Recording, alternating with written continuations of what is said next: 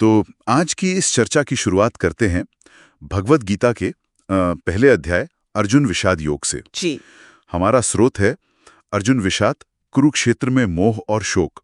और हमारा मकसद रहेगा कि कुरुक्षेत्र के मैदान में अर्जुन की जो भावनात्मक, जो मानसिक स्थिति थी, उसे थोड़ा गहराई से समझें। बिल्कुल, एक बहुत ही अहम अध्याय है ये पूरी गीता को समझने के लिए। तो कहानी हस्तिनापुर से शुरू होती है, जहां राजा धृतराष्ट्र, जो देख नहीं सकते, वो अपने सारथी संजय से पूछते हैं, हाँ।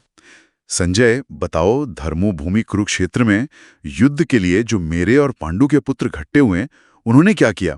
ये पहले श्लोक का सार है। जी बिल्कुल। और संजय फिर विस्तार से बताना शुरू करते हैं। हाँ, संजय बताते हैं कि कैसे दुर्योधन अपने गुरु द्रोणाचार्य के पास गए, सेना का निरीक्षण कराया, बताया कि कौरवों की सेना भीष्म पितामह के संरक्षण में, उसमें बड़े बड़े महारथी हैं, कर्ण हैं। हाँ, पूरी व्यू रचना का वर्णन है। और उधर पांडवों की सेना भीम द्वारा रक्षित है, धृष्टद्युम्न नेतृत्व कर रहे हैं। फिर शंखनाद होता है, भले युद्ध का ऐलान। जी, ये सिर्फ एक आप कहिए सैन्य जमावड़े का वर्णन नहीं है, ये उस बड़े आंतरिक मंथन की, उस उथल पुथल की भूमिका तैयार हो रही है जो अर्जुन के मन में चलने वाली है। बिल्कुल, कुरुक्षेत्र सिर्फ बाहरी युद्ध क्षेत्र नहीं रह जाता। नहीं, बिल्कुल नहीं। एक मानसिक और नैतिक संघर्ष का केंद्र बन जाता है। और यहीं से स्थिति एकदम नाटकीय हो जाती है।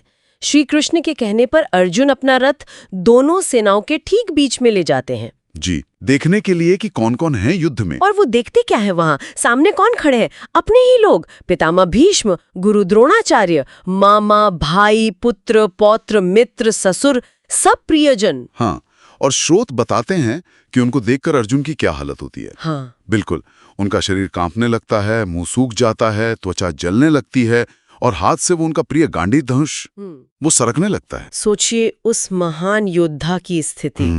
वो एकदम व्याकुल होकर श्री कृष्ण से कहते हैं, हे मधुसूदन, ये क्या?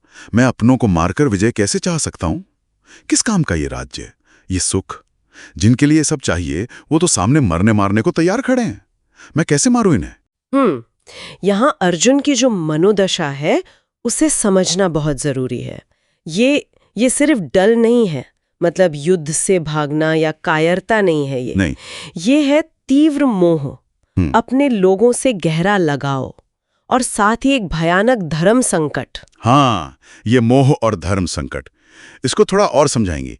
मतलब क्षत्रिय का तो धर्म ही युद्ध है, फिर संकट कैसा? बिल्कुल, ये बहुत अच्छा सवाल है।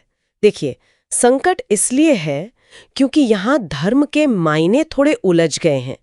एक तरफ क्षत्रिय धर्म है जो कहता है युद्ध करो, न्याय के लिए लड़ो। हाँ। और दूसरी तरफ कुल का भी धर्म है, अपने गुरुओं का, अपने बड़ों का, अपने रिश्तेदारों का सम्मान करो, उनकी रक्षा करो।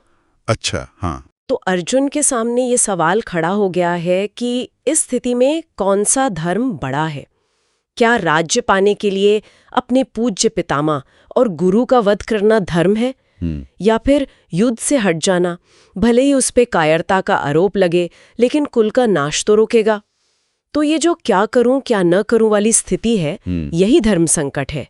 और मोह यानी अपनों के प्रति जो स्नेह है वो इसे और मुश्किल बना रहा है। समझ गया, मतलब व्यक्तिगत भावनाएं कर्तव्य पर हावी हो रही हैं। बिल्कुल, और इसी चरम मानसिक और भावनात्मक उथल-पुथल में, जैसा अध्याय के आखिर में संजय बताते हैं, हाँ, श्लोक 47 में, जी, अर्जुन पूरी तरह से टूट जाते हैं।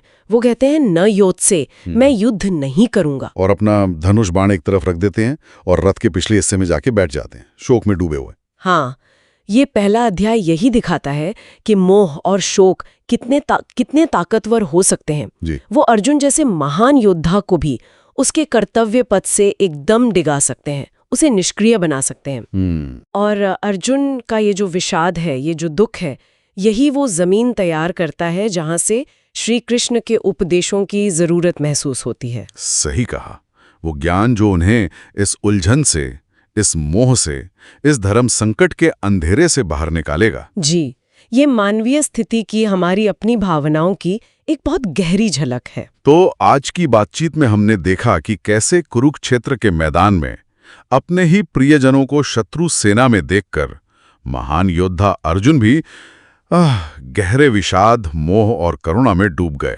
हाँ। और अपने क्षत्रिय धर्म से हटकर युद्ध न करने का फैसला कर बैठे। बिल्कुल। और ये स्थिति एक बड़ा सवाल